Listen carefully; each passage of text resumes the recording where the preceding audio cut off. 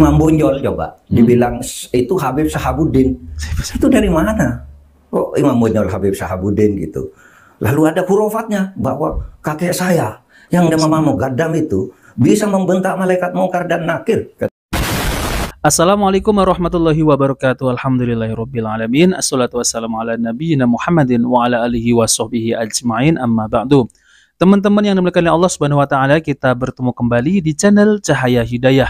Nah, teman-teman, jadi di video kali ini saya akan membagikan video yaitu tentang terkait Bapak Profesor Mahfud MD, yang dimana beliau itu ikut menyuarakan tentang polemik nasab ini, yaitu Habib Ba'alawi ini sudah mulai membelokkan sejarah, seperti Imam Bonjol itu juga dihabibkan ya, diba'lawikan, diklaim dari kalangan mereka.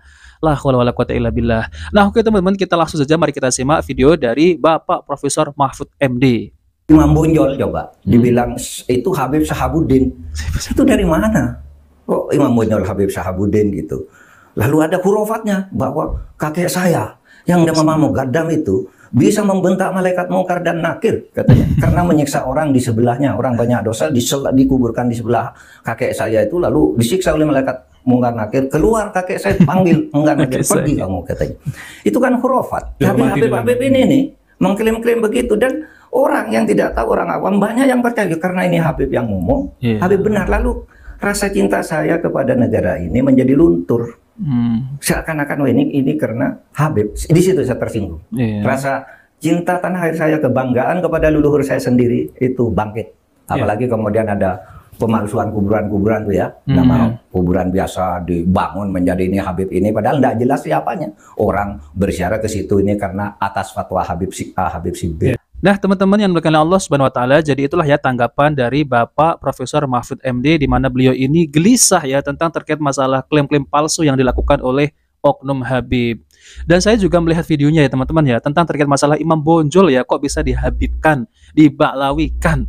Ini dari mana ya teman-teman? Saya juga merasa geram ya kalau seperti itu ya, yang mereka di mana itu selalu membelokkan sejarah. Jadi kita sebagai asli ya, warga Indonesia asli dari keturunan orang asli Indonesia teman-teman, jadi kayak wah kok seperti ini, jadi kayak luntur gitu ya, pahlawan-pahlawan kita kok dari kalangan mereka ya. Padahal yang berjuang ya, yaitu melawan penjajah adalah orang asli Indonesia, bukan dari pendatang Yaman. Nah, maka dari itu ya, Bapak Profesor Mahfud MD ini menyuarakan tentang terkait masalah ya penipuan Habib Ba'alawi ini, karena ini sudah membelokkan sejarah ya. Indonesia ini diklaim milik mereka, tapi memang ada videonya ya teman-teman ya, bahwasanya Indonesia ini milik Aulia Tarim, dan termasuk Pulau Jawa ini adalah pintu masuk yaitu Aulia Tarim. Bahkan yang kemarin juga ya teman-teman ya, tanah Pasundan juga milik Habib gitu ya. Semua ini Indonesia akan diklaim semua. Kenapa bukan pesawat terbang juga diklaim mereka ya? Nah, teman-teman yang dimuliakan Allah Subhanahu wa taala ya. Jadi ini ada video dari Kiai Nur Ihya tentang terkait masalah Habib Ba'alawi ini, yang dimana mereka ini ketika ditelusuri, diteliti, itu yang katanya ya Habib Ba'alawi ini dari keturunan wali-wali, lalu kemudian dari ulama-ulama yang terkenal, ternyata bukan ya teman-teman ya. Oke, kita langsung saja mari kita simak videonya. Ahli sejarah, mu'arrikhun dan ahli nasabah, baik eksternal ataupun internal Ba'alawi, dengan nama Ali Kholiq Ihsan. Jadi kelirunya ini di sini. Tidak hanya waqat fahimtunya Syekh Ali bin Abu Bakar As-Sakron yang memahami Ubaid bin Ahmad bin Isa dengan Abdullah bin Ahmad bin Isa yang menjadi ayahnya Jadid. Tidak hanya itu saja, termasuk diantaranya tokoh min dzurriyyati Jadid yang diramas menjadi leluhurnya.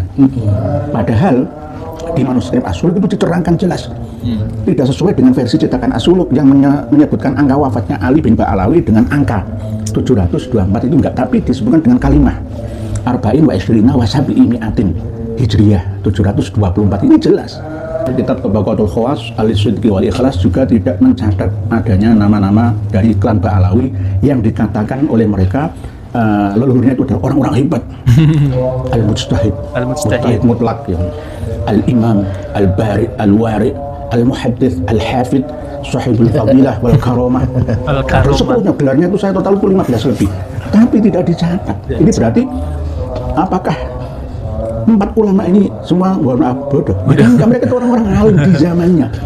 Secara estafet mulai abad 6 sampai abad 8, abad 9. Terus yang paling penting lagi di Tabaqat Sulaha Yaman atau Tarikh Al-Barihi ya. Ini jelas menyebutkan bahwa Ali bin Pahlawi yang memiliki keturunan Umar bin Abdurrahman juga itu min ahli sufiyah.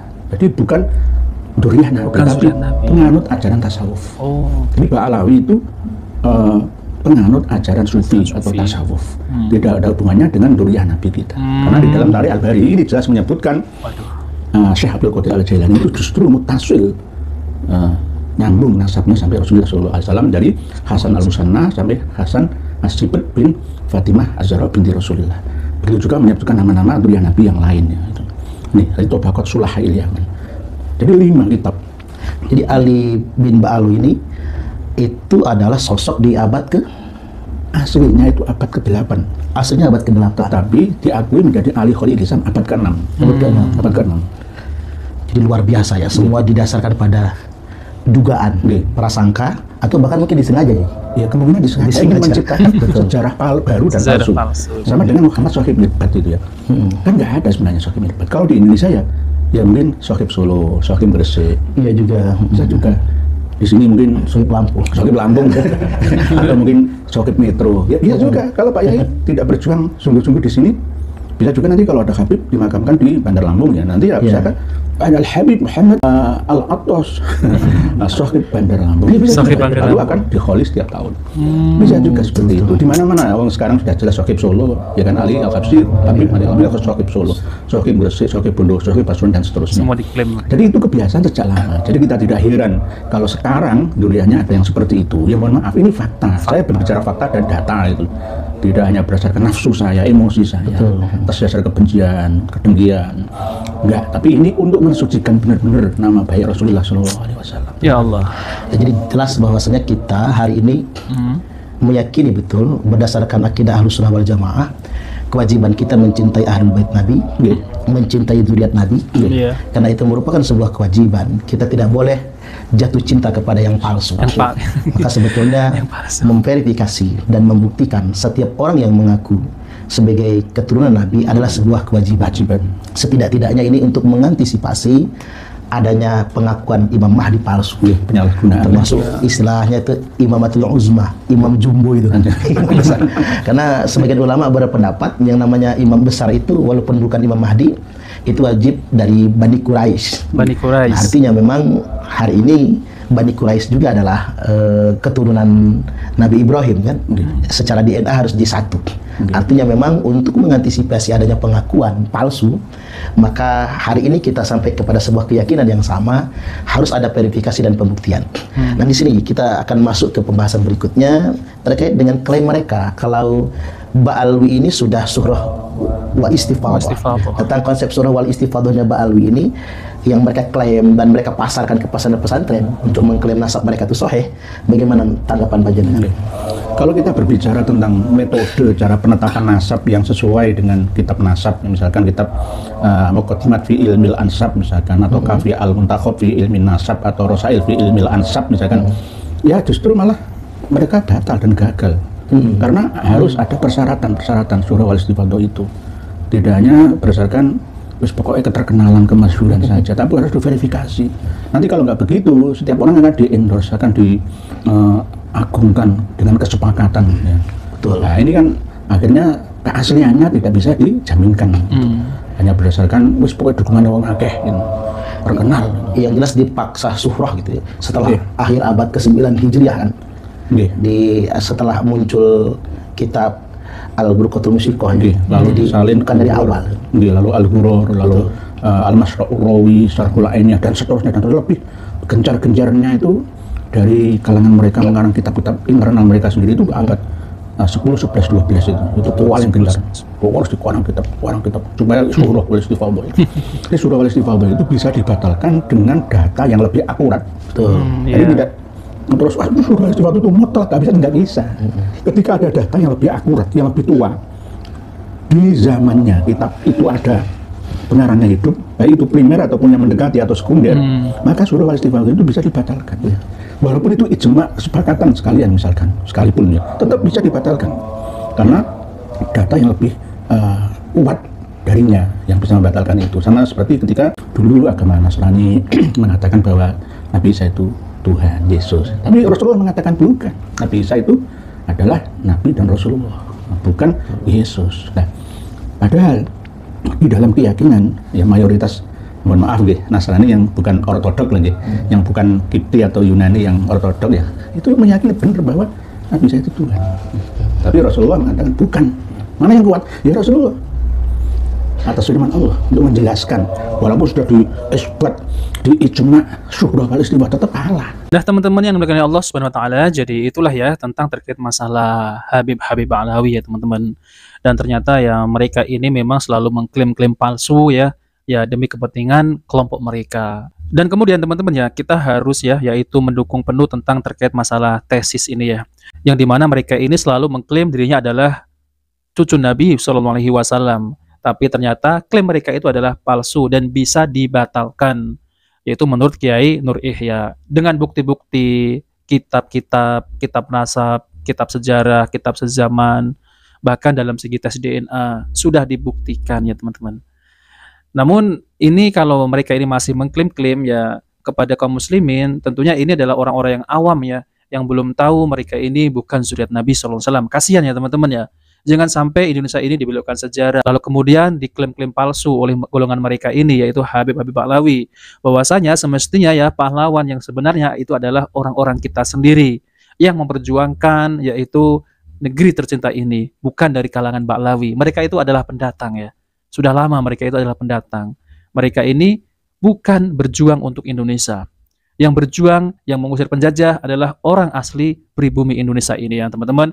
Jadi ini buat ya pelajaran bagi kaum muslimin ya, jangan sampai kita ini tertipu lagi dengan yaitu mengaku-ngaku zuriat Nabi SAW, tapi mereka ini ada kepentingan yaitu untuk suatu kelompok mereka sendiri. Nah oke teman-teman, saya akan bacakan komentar dari para netizen ya. Di sini ada Supra X ya, meskipun kami tidak bisa sealim beliau yaitu pejuang, setidaknya kami akan ikut komentar dan biar jadi FYP di mana-mana. Gas terus Kiai. Di sini ada Riandi Hainun, dukung penuh ya Kiai pribumi. Lalu kemudian alhamdulillah dua tokoh idola saya bertemu dan bersilaturahmi. Semoga beliau berdua sehat selalu, dilindungi Allah Subhanahu wa taala untuk berjuang bersama-sama umat. Lalu kemudian di sini ada Parmonok ya. Selamat berjuang Kiai Haji Suparman dan Kiai Nur Ihya. Masyarakat membutuhkan pencerahan, jangan pernah bosan. Di sini ada semoga Kiai Nur Ihya sehat selalu, dikarenakan nikmat bugar, nikmat ilmu yang bermanfaat, biar umat ini semakin tercerahkan. Dengan menghancurkan sihir khurafat, maka itulah hakikat dakwah yang sesungguhnya. Di sini ada Laskar Mataram, Kota Gede, Yogyakarta ikut menyimak. Alhamdulillah dua tokoh pencerah umat bertemu. Semoga tetap satu barisan dalam mensucikan nasab Rasulullah SAW. Nah teman-teman ya, jadi itulah ya tentang terkait masalah nasab beliau ini, kita harus menyuarakan terus, jangan pernah bosan. Karena di sana itu banyak ya saudara kita kaum muslimin yang masih menjadi muhibbinnya, yang masih mempercayai bahwasanya mereka ini zuriat Nabi. Tapi dengan adanya tesisnya Kiai Mat ini, alhamdulillah ada juga banyak yang sudah sadar tentang terkait Habib Ba'alawi, di mana mereka ini ya sangat menyimpang sekali ya, yaitu dengan khurafat-khurafatnya itu yang sangat di luar akal. Masa ya kakeknya itu bisa membentak malaikat.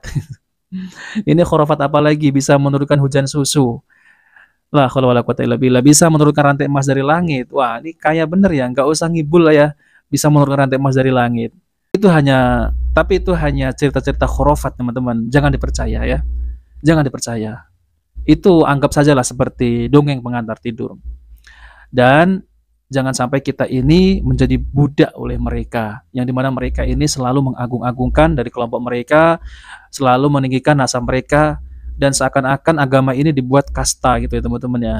Padahal di dalam agama Islam ya, semua itu sama, tidak ada bedanya. Mau orang kulitnya putih maupun hitam, mau orang itu rambutnya keriting, rambutnya lurus, mau itu kaya maupun itu miskin, maupun mereka ini punya jabatan, itu semua sama dalam agama Islam. Jangan seperti yang ya ceramah Habib Ba'alawi itu ya, yang mereka itu selalu meninggikan nasab-nasab mereka. Semua sama. Yang membedakan adalah takwa. Nah oke teman-teman, itu saja yang ingin saya sampaikan ya. Jika video ini bermanfaat, jangan lupa like dan subscribe di channel Cahaya Hidayah. Wabillahi taufiq wal hidayah. Wassalamualaikum warahmatullahi wabarakatuh.